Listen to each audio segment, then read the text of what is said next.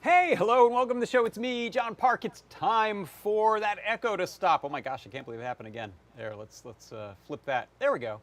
The machines have taken over. Hopefully you can hear me well. I could hear me a little too well. That was too much. So hey, here we are. It's time for another episode of John Park's Workshop. Thanks everyone for stopping by over in our chat. DJ Devon3 said, I've literally been pressure washing all day. Would be nice to do it virtually.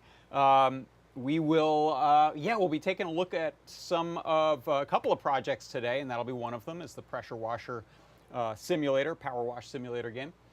Let me know in the chat, did the echo go away? I'll wait a moment before I dive into anything too significant to see if that has taken care of itself. I think it will. Who knows what's going on? What did I change? I don't think I touched anything, I promise. Something changed itself. So, I see people typing over in our chat. Let's see what the verdict is. This is our chat, by the way. If you're wondering, head on over to adafruit.it/Discord, and you can jump into our Discord chat. Good, thanks, Jeff. No echo here now. Good, there was just that moment of echo, I think. So that's our Discord chat. You can head over there if you're looking for a chat, if you're somewhere like Twitch and you don't know where all the people are. That's our live broadcast chat channel on our Discord server is a good place to check out. Also, the YouTube chat. Hello to Dave Odessa and Johnny Bergdahl for stopping by over in there in the YouTube. So let's get on with it. What's going on here? I've got a discount code for you. I have a recap of the product pick of the week. I've got a new CircuitPython parsec, and this is going to be the first one after wrapping up the Circuit Playground series. So thanks for hanging out for those. It's time to move on. We've exhausted the Circuit Playground library commands as far as I know. We've done all the things that you can do with Circuit Playground as far as sort of the high-level commands for these boards, for the Circuit Playground Express, Circuit Playground Bluefruit. So I've got a new non-Bluefruit, non-Circuit Playground Express, non-Playground parsec for you today. And then we'll talk about a couple of projects that are some updates, really, some ongoing projects. I've got the Lego Brick Color Sensor for the color synthesizer, that's not easy to say, as well as starting to put together the pressure washer nozzle. And I've got a coupon code for you today, and what I want you to do is pretend that you don't see this, because I think this is going to auto show up, and that's not actually it. I got to change that because I forgot to. There's today's coupon code. That should not be in a. Let's change the typeface too. Let's put that in bold, not black. There we go. Coupon code today is Nozzles. It's fun to say, and it's fun to get 10% off on your order. So if you want to head over to Adafruit, if you want to look for some stuff to get to make your project come to life, then head on over to Adafruit.com. You can head to the main page here and then look for some products, some new products, some search, however you want to. But if you find some things you want and then head on out to the checkout, in the checkout there will be a coupon code slot, and you can type in nozzles, and that's going to get you 10% off. Oh, wait, is it plural? I hope it is. No, it's not. It's nozzle. Oh, no. I'm telling false information. Sorry about that. Nozzle, just one. Oh, man. I hope that didn't screw anyone up. But there we go. Nozzle, singular. That's the coupon code, not the other thing. That was a lie. Nozzle, 10% off. Head over to Adafruit. And by the way, when you're there, when you're here in the store, and you want to get some free stuff along with your discount, then just head on over to adafruit.com/free. That will tell you what we've got for free with your order, depending on how much you spend. This, by the way, is how we keep things running here at Adafruit. We sell these things to you, and then we get to make more things and show them to you and document them and write up guides and do videos. But it's all about these things. I know it's very capitalistic of us, but there you go. That's how it works. However, if you want to get some freebies and you have some bigger plans in mind and have a bigger order in mind, if you head over the $99 or higher level, you're going to get a free PCB coaster. That's that aluminum coaster with the gold plating with the Adafruit logo. If you go to the $149 or more level, you'll get the coaster, and you're going to get a KB2040, our Keybor, beloved Keybor microcontroller. If you spend $199 or more, you will get free UPS ground shipping in the continental US, as well as the KB2040 and the coaster. And if you go all the way up to $299 or more, you're going to get a free Metro M7. This is the SD card version. That's the one that's red and says DigiKey and NXP on it. That will stack with all the others. So you'll get the Metro M7 for free, the ground shipping in the US with UPS for free, the KB2040 for free, and the coaster for free. So those are some things that you can get if you have big order plans. But either way you slice it, you can get 10% off of your order today until about midnight East Coast time in the US, when it turns off and goes away, with this coupon code right here, Nozzle. So go get yourself some stuff. Maybe you'll be inspired by some things you see on today's show or elsewhere on the Adafruit social media channels, and or you've got some plans of your own in mind. I got a question over in YouTube. If I say nozzle twice, can I get 20% off? I'm going to say no. I'm going to guess that doesn't work. So let's see, what else have we got here? Let's jump into the product pick of the week. So on Tuesdays, I have the product pick of the week show. That was this one right here, the Man Crow, Return of the Man Crow. Nothing you've ever witnessed before has prepared you for the Man Crow. Why, you may ask? Well, that's because this week's product pick of the week was a feather, and that's all it took. Maybe that in the season. All it took for me to welcome our familiar, our friend Man Crow into the scene. But what I do on the show on Tuesdays is I pick a cool product. It's maybe something new, it's maybe something old, it's maybe something returned. That's why this one was the return, because we didn't have these for a long time. The ATSMD 51 chips were nowhere to be found during the parts shortage, and so we couldn't make the Feather M4, but it really has always been one of my favorite feathers, and now we've got it back in force. We got a lot of these chips, so we were able to make them. Here is a little 1-minute recap of the show. Check it out. The Feather M4 Express, one of my favorites, one of the original high power, high octane, heavy duty feather boards. This one uses the ATSMD 51. It is a powerhouse of a chip. You can run Arduino on it really well. You can run CircuitPython on it incredibly well, especially with floating point math. It has this lovely little prototyping area. You can use this little proto area here. There are a set of ground and 3-volt pins at the edges, and then you have this little grid here of pins that you can use. I've just added a potentiometer right there. I'm using my little knob to adjust some brightness values there. I can hit the different buttons here to change some colors. I can even adjust some of these color values with my joystick here. We're so excited this one is back in stock. Like I said, it's been a while. The return of the Feather M4 Express. Yeah, that was it. Hopefully you could hear that because I couldn't. What is going on with this audio? It's the audio monitoring that's funny. Let me know in the chat, in the YouTube chat or in the Discord chat if that video played with audio. I'd love to know. Let's see, Devin3 is typing. What's it going to be? Anything? Oh my gosh, the suspense is killing me. There's so many three dots. Look at it. Look at those dots right there. Oh, nothing yet. Oh, weird glitches. You got weird glitches, huh? I don't know what's happening. All right, sorry about that. You did hear it, though. Okay, thanks, Jeff. Sounds okay, Dave Odessa. I don't know what's going on with glitches. Weird. Okay, moving on. Let's jump into a little CircuitPython parsec. We get all set up here and show you this one. Check it out.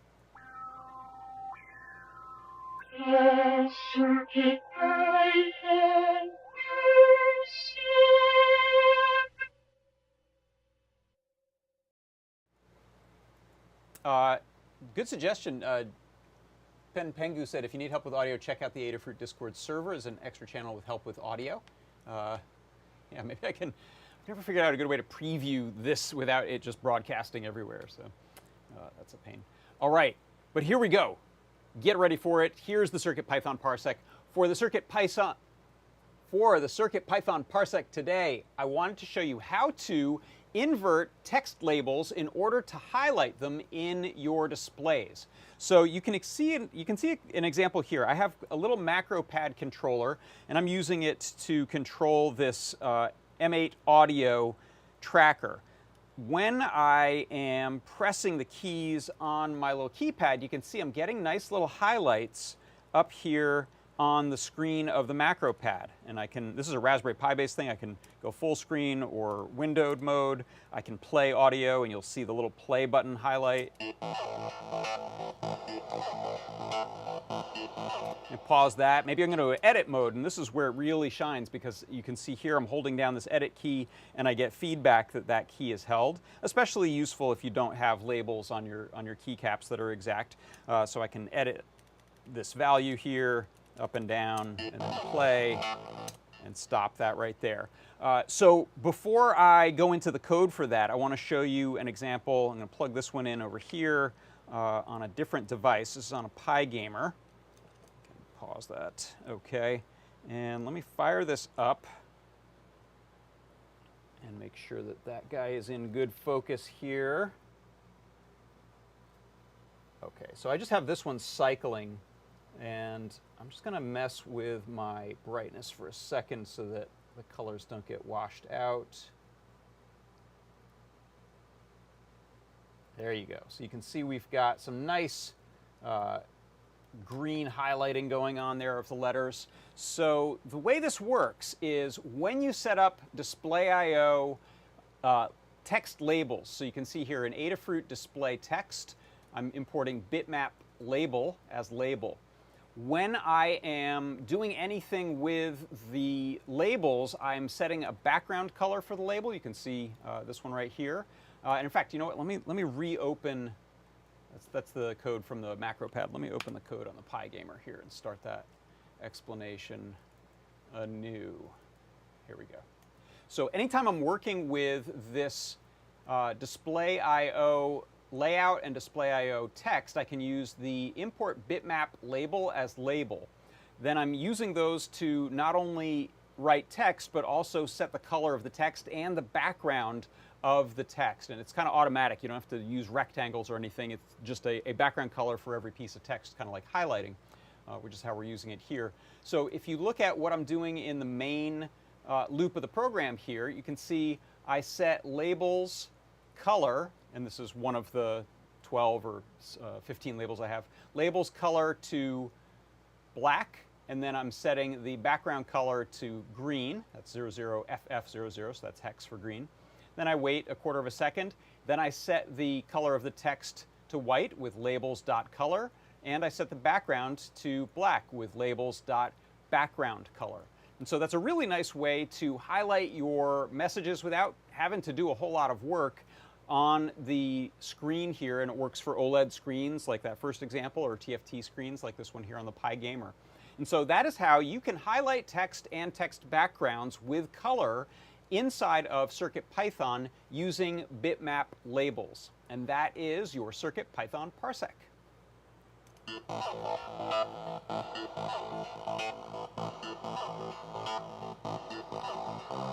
Oh, whoa, whoa. All right, stop that there. Hey.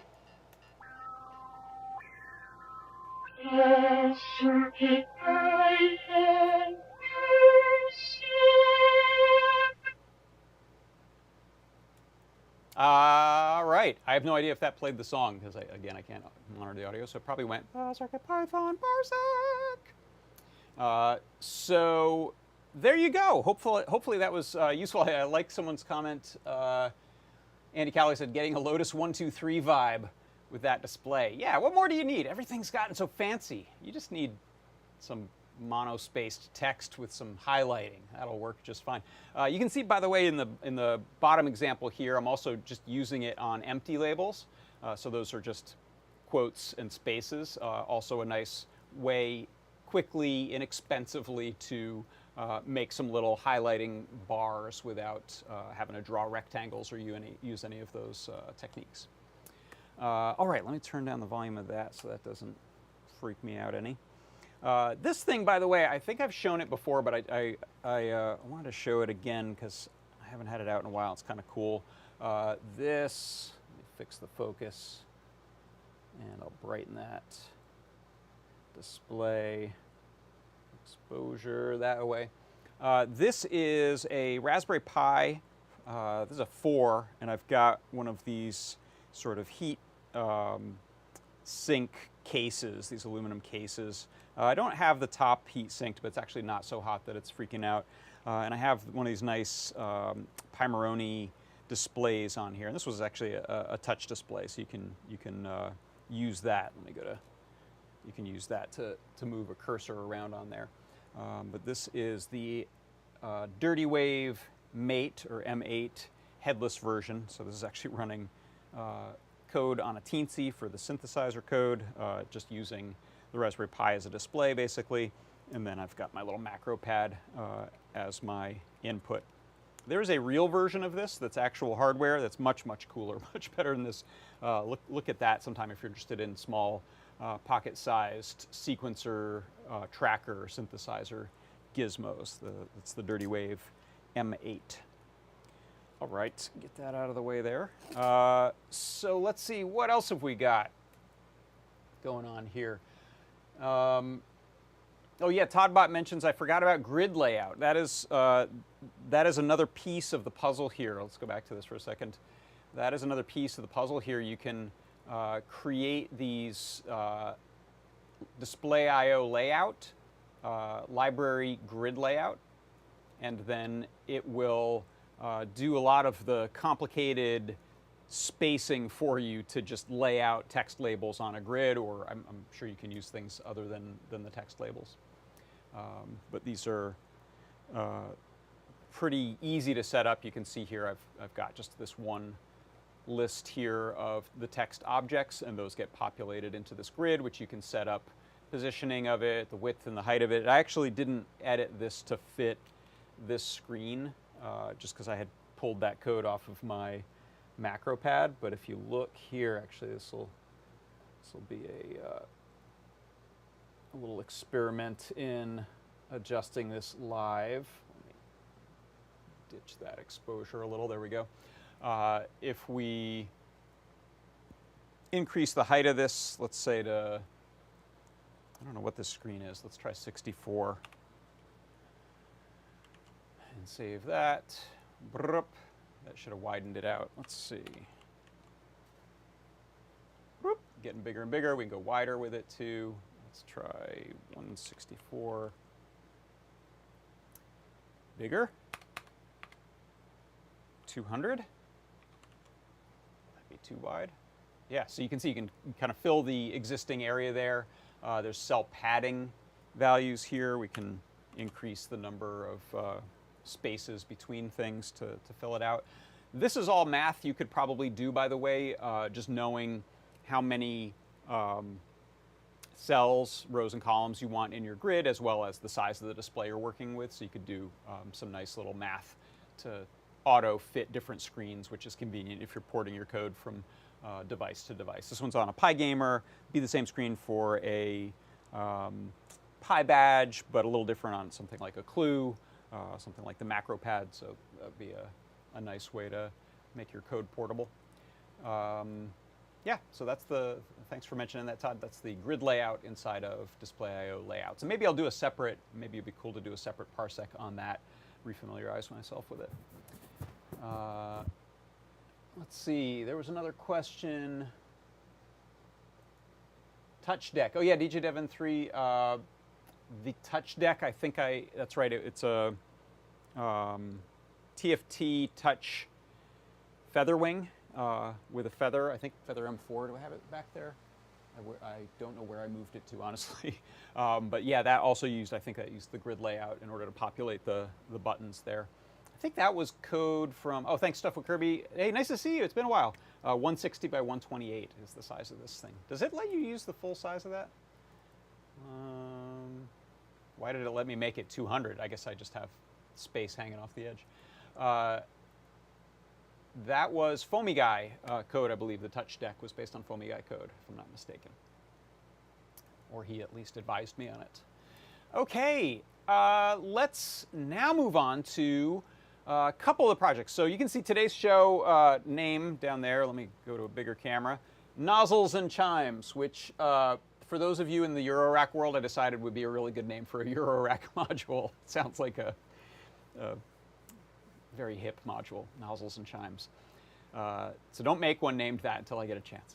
No, go ahead. So Nozzles and Chimes. So Nozzles is the power wash simulator project I've been working on using the BNO 055 9DOF sensor, and that is, I've got it over there. I'll show you some stuff related to that. Main update really is that I added the Wii nunchuck as a set of extra controls beyond just my heading information I'm grabbing off of the sensor. Because I wanted a button to spray, turn on and off the spray, switch the orientation of the nozzle, get a little thumbstick action for moving in WASD key kinds of directions. And the Chimes side of it, DJ Devon 3 suggests I could use the power washer to hit chimes, which would be cool. What I am doing, though, is my Lego project. You can see a piece of it sitting right there. My Lego color sensor. So updates on this. I have actually returned back to the original sensor I was using, which I'm going to get the name wrong on it, so I'll have to check my notes on that. But the color sensor I originally went with was using a really slow integration time, which is essentially how long it reads its samples before it spits out an answer. It had the default of, I think it was almost a second. I think it was 999, and I think it's measured in milliseconds. So it was just very slow. But that sensor has a really lovely white LED on it, so you don't have to add your own in order to see the Legos with even lighting. C. Grover figured out that, yeah, in the library there is some integration time and integration count settings that you can adjust in order to get a fast read, and it's a trade-off that you'll play with for speed versus accuracy, but I think I've got some numbers that are working well, so I want to show that. And speaking of C. Grover, I am playing with his Synth.io Chimes library. So he's written some code to do, is it physical modeling? I think it's physical modeling of bells and other resonation objects. So striking tubes and rods of different materials with mallets made from other materials and getting some of the really nice harmonics that you can get with something like a tubular bell. So he's got some nice sounds, and I've integrated those in there, so I want to play around with that and show you what it's doing. But it's nice, it's versatile because we're using SynthIO. We can point it at different waveforms or add on libraries like this resonant physical modeling work that C. Grover has been doing for chime types of sounds. So let's talk about these. I'm gonna first, let's jump over to the workbench here, and I want to show you. Oh no, that camera is down. Hold on, let me fix this. Please stay alive, little camera. I've just got to lift the back on that so it gets some cooling. Hold on. I think that'll help.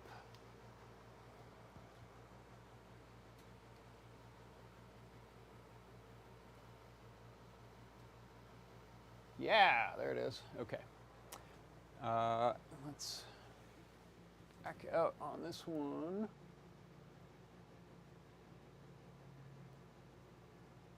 And I'm actually going to swap those cameras. There we go. So let's talk about the nozzles first, and then we'll get into the Lego color sensor a bit. Parts I've got here. So you can see I pulled apart a pressure washer nozzle or pressure washer gun and added my electronics to it. So let's get, you can see I have a massive amount of wiring here. I've got a USB extension cable I can take out of there. These, I think we actually still sell these in the shop. They're really useful. This is a USB-A extension cable, and it's probably about 10 feet long. Coil this up.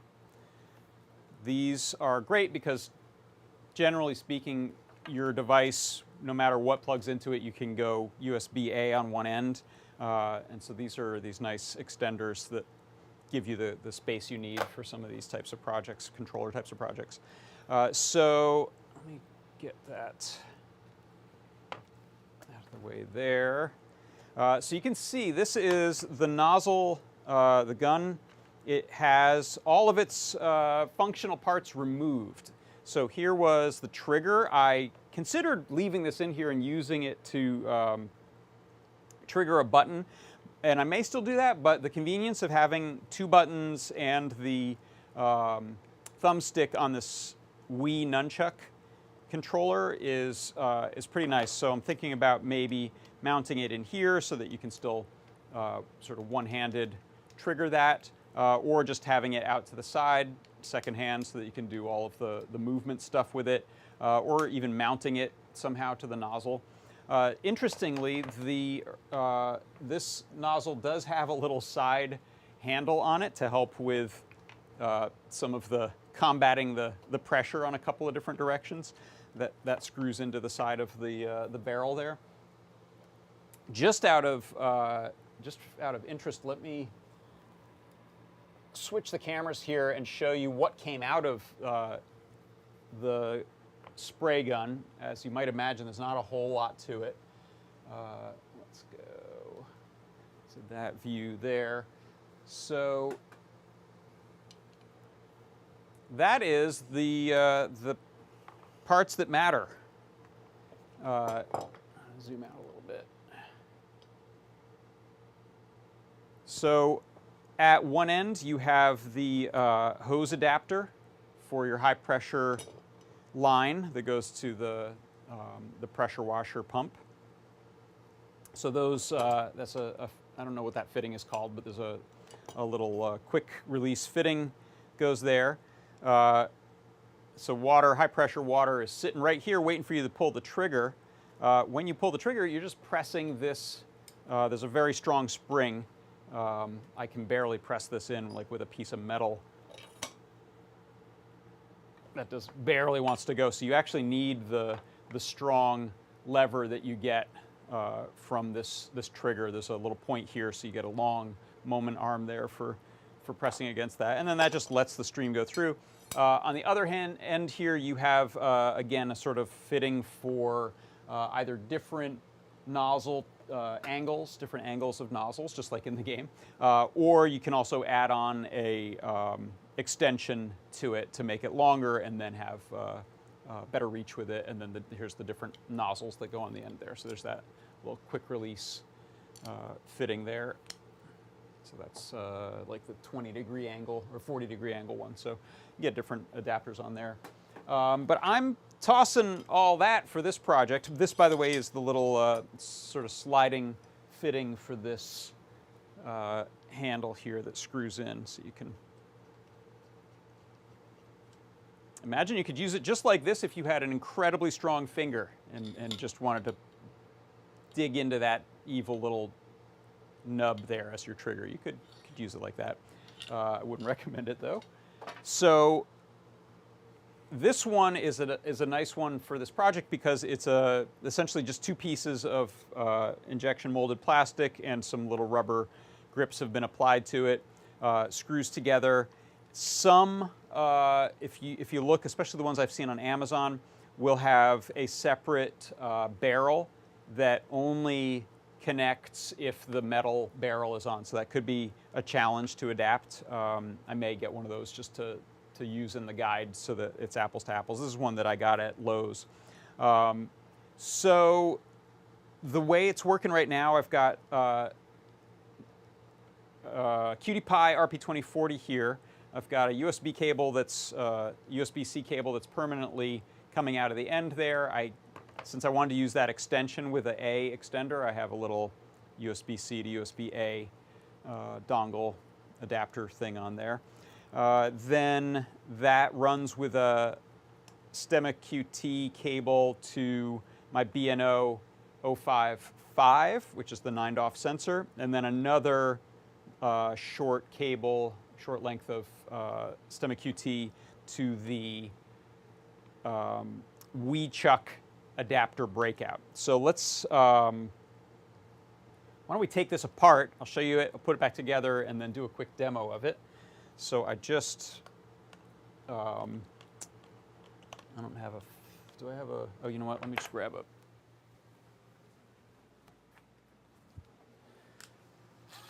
drill driver here. So these are just some coarse threaded screws that dig into the plastic on the other side. So you don't want to do this over and over, and you don't want to over tighten those or you'll break it. But it shouldn't be something you're doing a lot.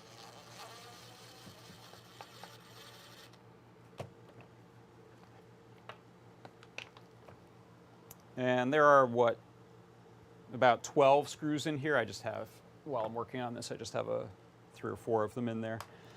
So here we go. Let's pull this apart.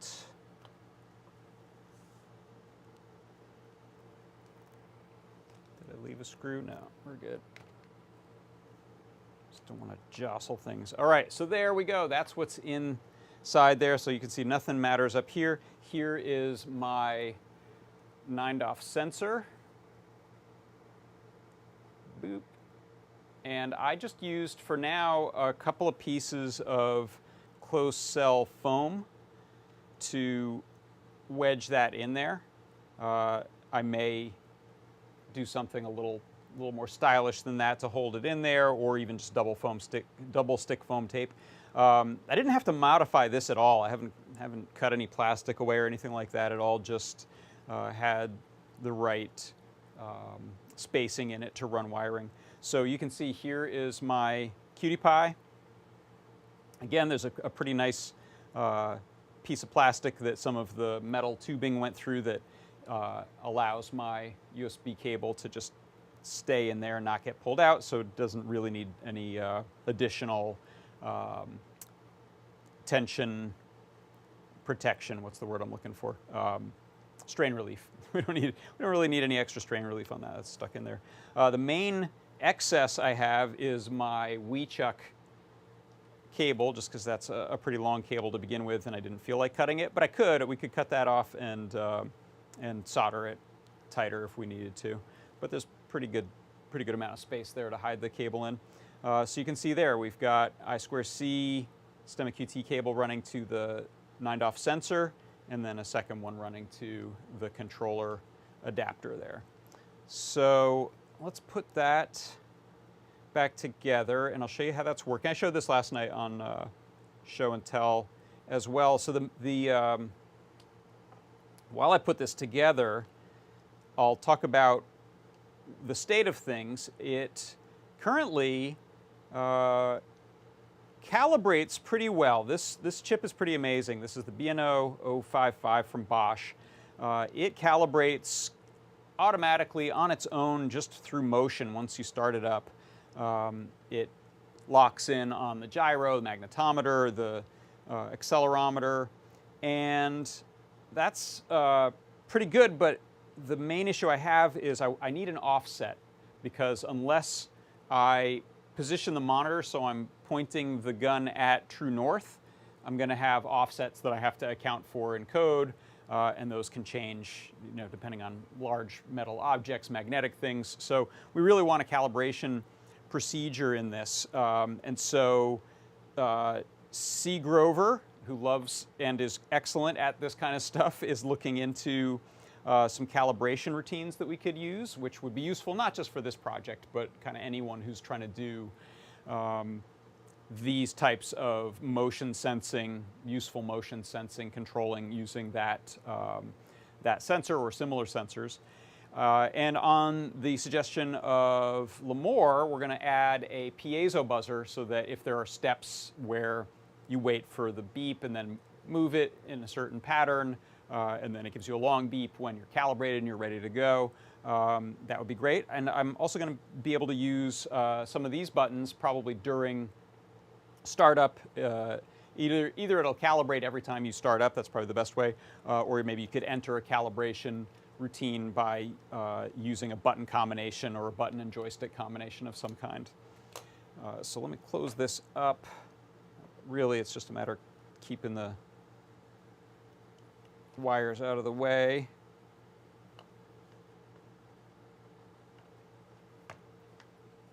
But this is a well-made, very sturdy chunk of plastic, so it makes for a nice housing for this without having to fabricate it from scratch or 3D print it or something like that. We actually, especially if you find a broken one somewhere, if you have an old pressure washer that you're not using or is broken, it could be a place to mine for parts. You could use a Nerf gun for this, a squirt gun, a couple of pieces of wood, whatever you like. It's a creative project. All right, let me just put one more screw in here so it kind of stays together. And I should have probably checked the chat before I close that up just to make sure there weren't any questions in its open state. Let me pull up my Discord here. I should get that set up more permanently over here again. Hello, Discord. They are.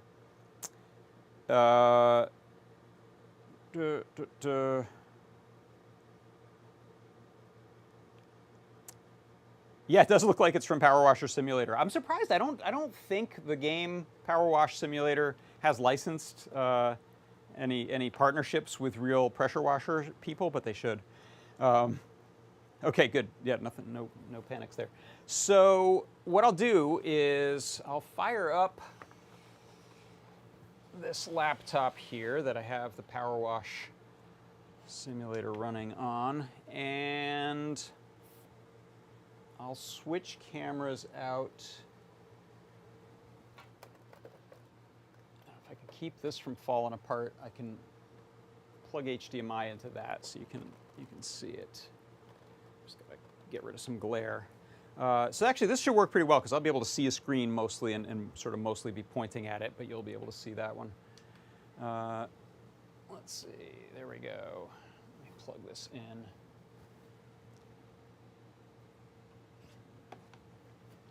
For power, just to keep it from turning itself off or going into a low power mode.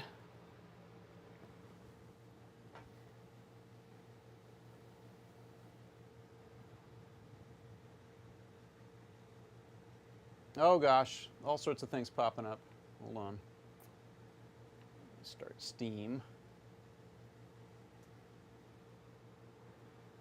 And let's plug in an HDMI cable to this. Actually, I've got a HDMI to DVI that'll work. Just got to steal it off of here.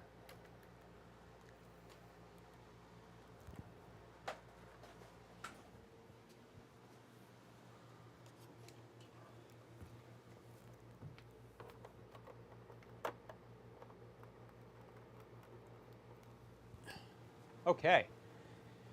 See that there. Let me go to my library. Launch the Power Wash Simulator. And actually, you can start it up. You can plug this in whenever. The only annoyance is that I've got like a little Windows. I noticed a hard drive because there's a CircuitPython. It's a CircuitPython drive that shows up. So you'll see a little menu item pop up there. So what I'm going to do is just go into a level I've already played. Go to free play mode, locations. How about the playground? I'll go to the playground. Resume job. Yeah, it's 0%. So you can see there's the default controls. There's quite a few, so some of these are just not going to be available unless we start adding more buttons or button combos. Okay, so here you can see the pop-up. It just noticed the drive. It is doing its calibration right now. I don't have any, other than kind of moving it, and you can see my cursor there on the screen as it calibrates. So mouse cursor is now being controlled. And I've got it, I haven't looked at the absolute mouse stuff yet that David Glaudet sent, so this is relative mouse, and it just means when we are outside of the center band in these two axes, it adds or subtracts a certain number of pixels to the mouse, relative mouse move. So we can adjust that number to make it move faster or slower. At some point we might face stuttering. But here, yeah, you can see this. All right, hey, that's not bad. That's a pretty good center. I'm basically pointed at the screen. Having to point a little bit up. But you can see I can now move around this filthy, filthy playground, bumping into objects, and I can control, oh yeah, it's getting a little stuttery, control my camera view with the spray nozzle, and of course if I start spraying,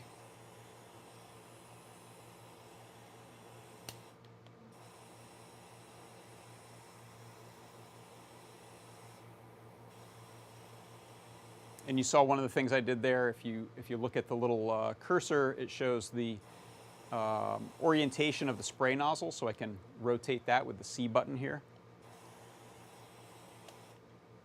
And we can move around. Here, let's go wash this dinosaur off. There we go.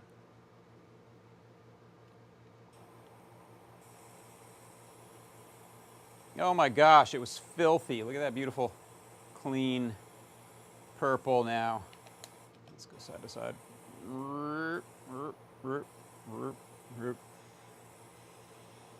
Oh my gosh, so satisfying.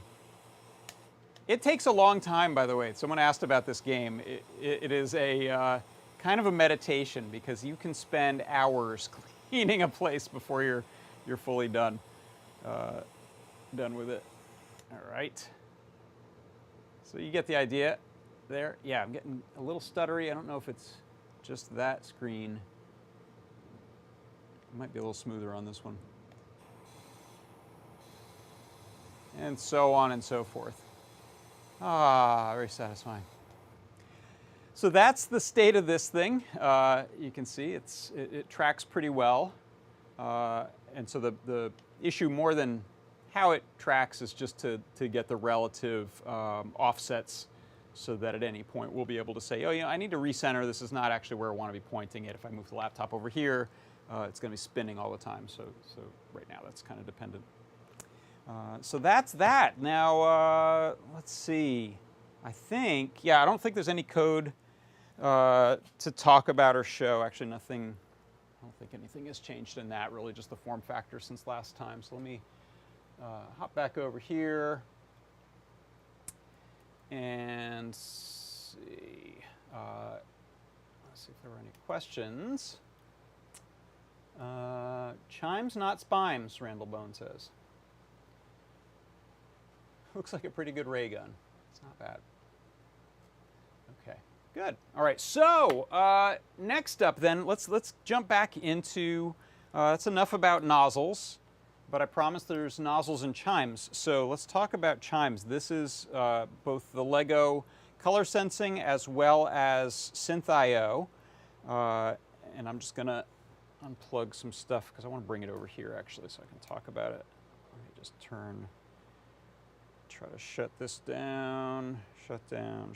I'm just shutting down that Raspberry Pi elegantly instead of just yanking the power. So this project, as you may remember, I am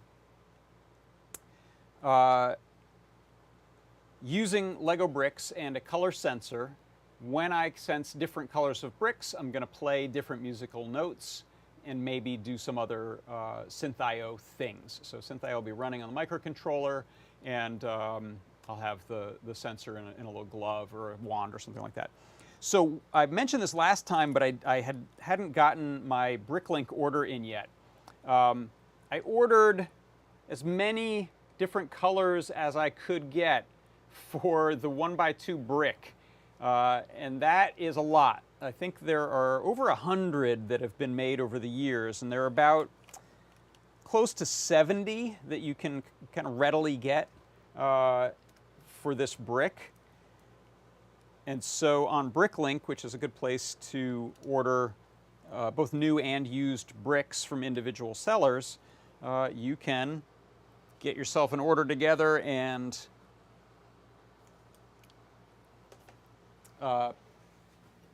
get as many colors as possible in order to figure out which ones will be the most easily recognized by the color sensor. So there are some colors that just won't look very different from each other. If you get 3 different shades of blue that are pretty close to each other, that could be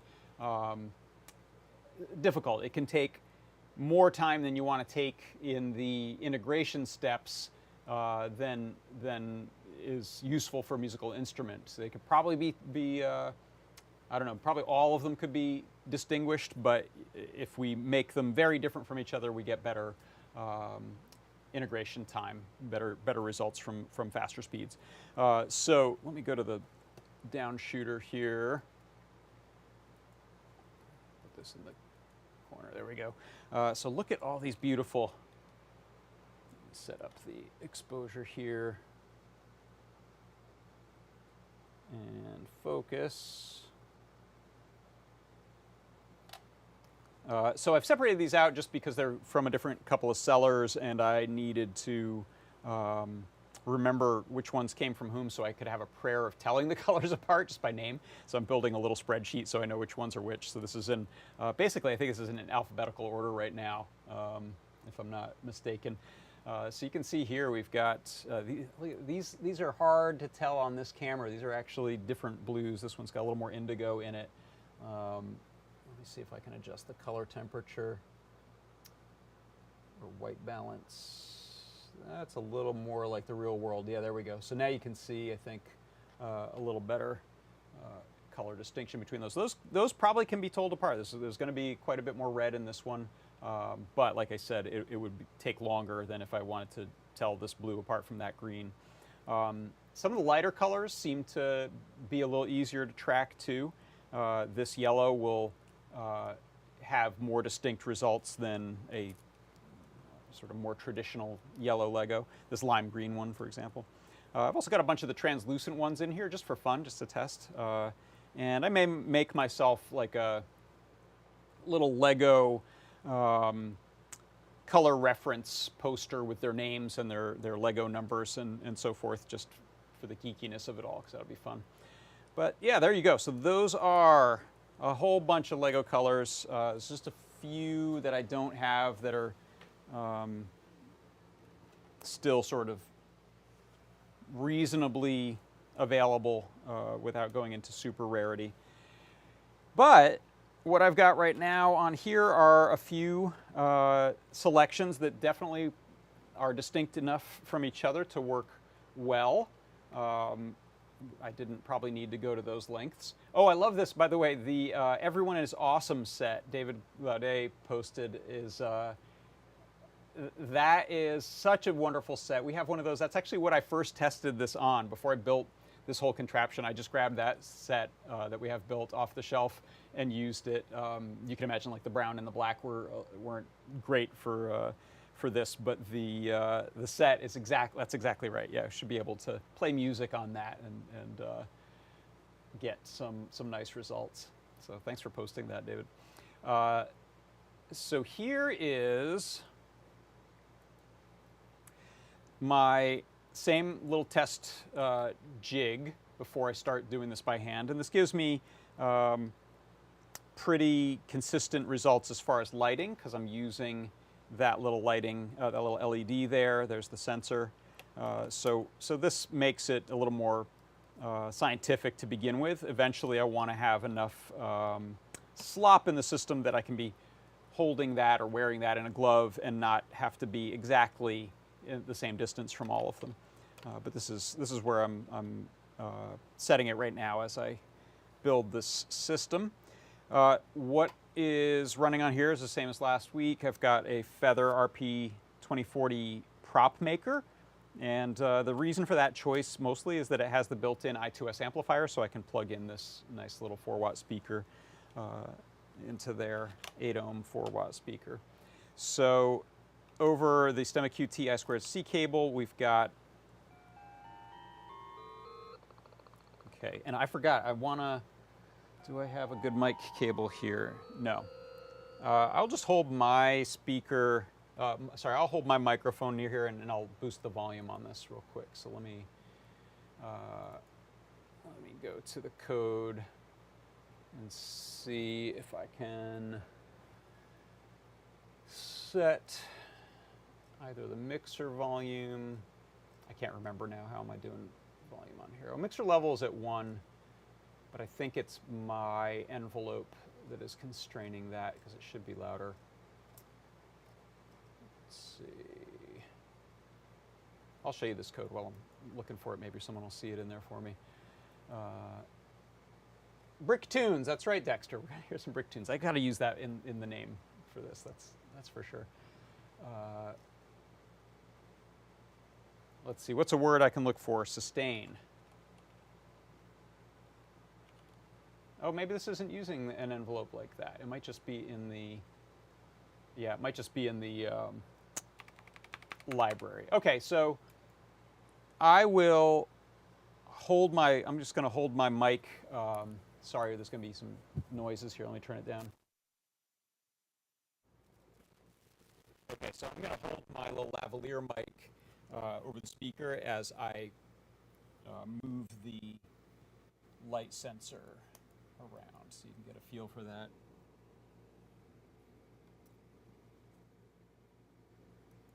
There we go.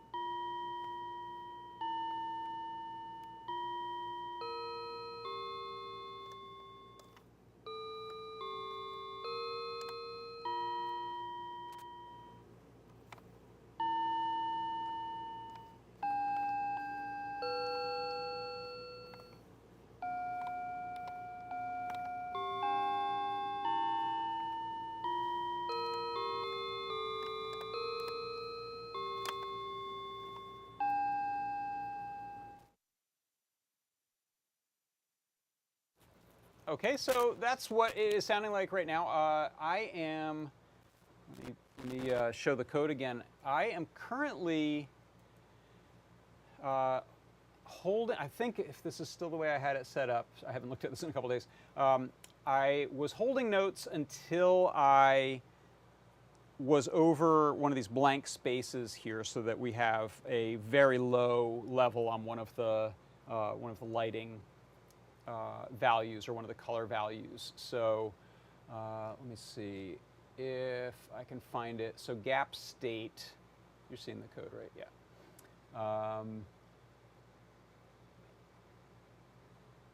So if the sensor channel 415 nanometers, which is the lowest, I think that's the lowest that it checks, is less than or equal to 40, that basically means that we're over one of these gaps. So I'm saying we're going to set the gap state to true, and that would stop a note from playing if one was playing.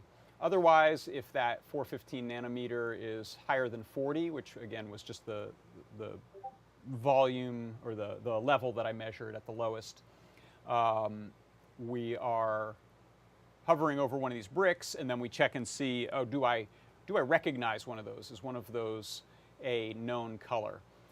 So the way this part works here is if we're seeing some brick, then we grab all channels, and I think let me see. I can't remember what I'm printing. Let me open up the little REPL here. Terminus toggle panel. Disco tool. Name is feather. Okay. So am I printing anything right now? Probably just stuff like pink, no brick, lime. Okay, so there's a good example. When I went over the lime brick here, what happens is it says the RGB 888 color, which is the 8-bit color coming from just the red, green, and blue channels. And this one is a, I think, 9-channel or 10-channel sensor. So if needed, I can make finer grained comparisons. But right now, red, green, blue is all I'm checking for. So there's just 4 of those 9 wavelength channels that this thing returns. And those just happen to be these, red is the 7th data channel, green is the 4th, and blue is the 2nd. So those were sort of cherry picking the red, green, and blue from those 9 color channels. So that you can see here, in this case, lime green, it's showing up as something like 113 to 120 in red, 195 to 209 in green, 85 to 83 in blue. So you can see there's a little slop value there, and that's okay because it gets compared to my initial reference value. So what I did was I averaged these, made some reference tables, and if you look up here, this is my brick color values, and these are their names. So the pink, lime, orange, yellow, green, light blue, red, and white. These were the red, green, blue channel values that I got after testing a few times. Not super scientifically, but those are ballpark gonna represent those. And you can see they're all pretty different from each other. In some cases, for example, lime and orange, they share a pretty similar red value. Or how about this one, orange and yellow, right? They have almost the same red value, 170 and 169, but green is quite different, 80 versus 170, blue 30 versus 40. So thanks green channel for being that much higher on yellow versus orange, because it allows us to distinguish those. Then when we are sensing one of those bricks, we're running this color match compare colors function. Real quick question from Daniel Rushikoff, who says, what are you building? This is a Lego color sensor that when it senses a color, it will play a sound. So you can't hear it too loud right now. I'm going to move my mic closer.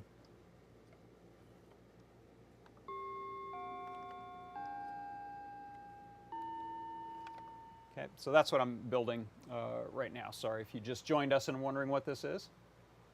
And Daniel, to the question is of, do I read the chat? I do, but not constantly because I'm too easily distractible, as you may have noticed. So The color match variable here is this compare colors. And so I'm feeding it the color I just read. I'm checking it against all of the list reference, and then I have a tolerance value that's kind of the slop factor. How tight does that need to be? How close does that need to be? And that function is this one here. This was a, I believe this was part of one of C. Grover's existing libraries, but he's been helping me with this, and he was able to pull out this chunk, this nice little function here. And you can see what it says. It says compare two color tuples.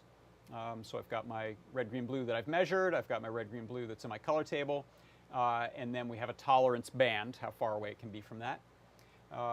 And so you've got the three 8-bit values for red, green, blue, the three 8-bit values for the table, and then the value range of 0 to 765. I'm not sure why those numbers, but the person to ask is right there in the Discord chat, C. Grover. And let me just check this. Oh, I'm getting live updates from C. Grover, who said he just realized the color sensor color channels could be used with the Euclidean method to further distinguish similar colors. Oh, good. Live updates. This is the best part of collaboration. Thank you. So then we are creating these two numbers to compare, color 1 and color 2, which are based on those tuples. And then here is the math for figuring out the difference between them and deciding if that fits within that tolerance band. And then we either get a true or a false. There's this return Boolean, delta color is less than or equal to the tolerance. So when we detect what seems to be a brick, it's not black, or it's not lower than 40 on 415 nanometer wavelength, then we will print out the name of the color. We will play a chime with this chime.strike, and then I have a scale set up, and I've just assigned one of each of these bricks to one note inside of that scale. It doesn't have to be a set of semitones or a sequential scale. It could be a sequence that hops around. We could turn this into a sequencer if we wanted to, where we play a song just by moving across color bricks, which is kind of nice for things like a puzzle or a game or an escape room kind of thing. If you want to, say, oh, you've got to solve a thing to figure out these colors, and then go play your bricks, and you'll hear a tune. You go, oh, that was the Big Ben clock. That's a clue for this. So there's a lot of uses for this besides just a very sort of strange musical interface, input interface. And then that gets chimed. We set the brick state to true, so that prevents it from just looping over and over again. So we can set the state of that, and then we can flip the gap state. So I just use those little state checks to not iterate constantly on playing one note over and over again. It just plays it the one time. Like that. So that is that. That's how that's working. I think let me see if I can show you the data, because that's kind of interesting, the raw data coming off of here. Let me see. Yeah, I'm going to just do print data. I think that'll work. I also have it just playing a scale at the beginning, so I know that it's working. There you see it, so it says no brick. Okay, and so there it's just that it will loop on over and over. So there you can see those are the 9, 1, 2, 3, 4, 5, 6, 1, 2, 3, 4, 5, 6, 7, 8. Sorry, the 8 channels. There's also near infrared and clear, which is kind of like a brightness, white light. I'm not checking those either, but you can see from these I'm pulling out just red, green, and blue, which are, as I said, the 7th, 4th, and 2nd items in those lists. But that's what the that's what the sensor provides. So you can see if we're having problems with some particular brick, there may be one of those color channels that I can also start looking at. Dave Odessa in the chat says, if the studio light changes, how much effect does that have on the color of the bricks? That's a good question. I haven't made any changes to the reference colors between my workshop here and my studio inside where I worked on the code, so that's pretty different lighting. I can turn off some of these lights here, and I'm guessing it's still going to work, so now it's quite a bit darker right here. And you can see it still works, and that's largely, I think, because the LED that's built into the board is really close to the thing we're measuring and really bright. And so it may be just contributing so much more to the reflected color that the sensor sees that the ambient light has less weighting, matters less. We could probably fake it out, if we got a real big purple light or something and set it over here. It would be kind of fun to test that out. I've got some gels here, but I don't think I have a good little light source or flashlight to try it with. But actually, no, wait, I do. I could just use the phone. What am I thinking? I could use the phone flashlight. Let's grab a purple gel.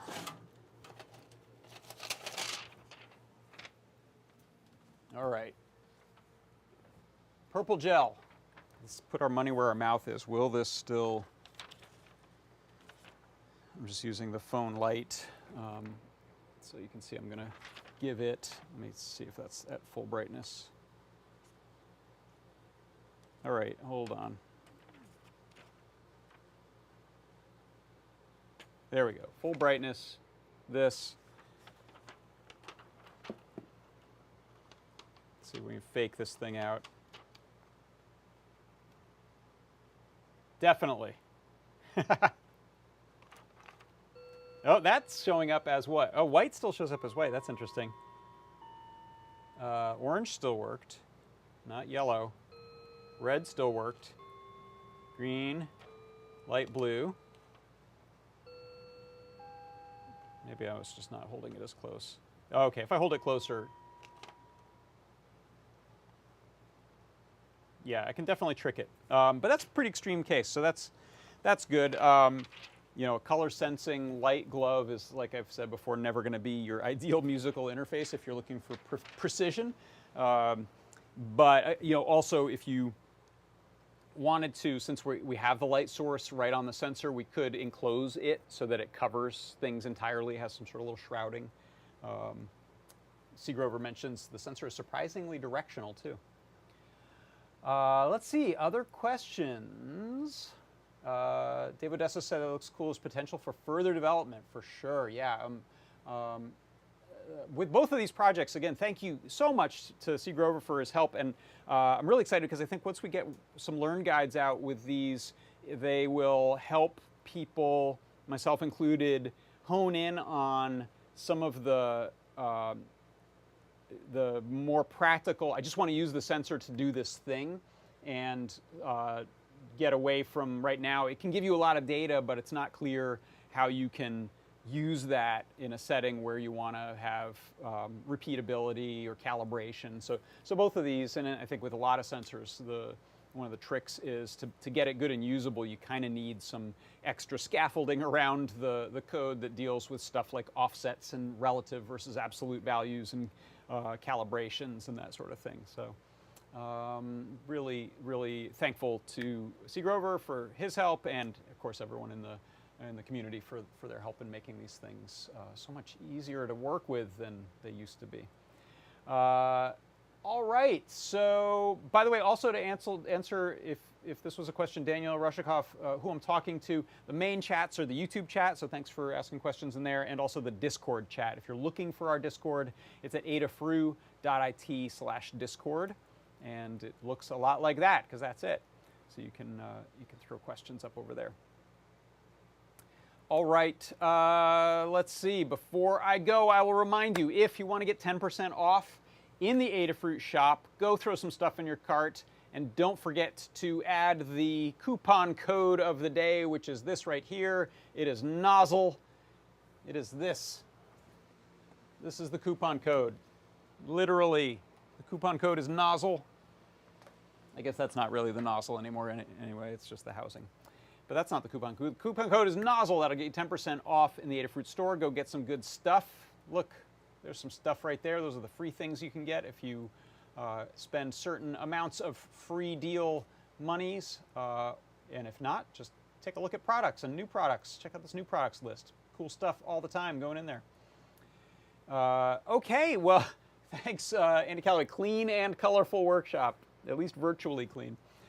That is going to do it for today. Thanks, everyone, for stopping by. I believe Scott is going to be doing a deep dive tomorrow, so check back later or tomorrow morning to see when that's going to be happening. And we've got the live broadcast chat channel as well as the live broadcast announce channels, both places that you can keep an eye on. I don't know if he does a blog post, but probably. It's probably also a blog post. And is that it? I think that's going to do it. Thanks, everyone, for stopping by. For Adafruit Industries, I'm John Park. This has been John Park's Workshop, and I'm going to go play with my nozzles and chimes. Bye-bye.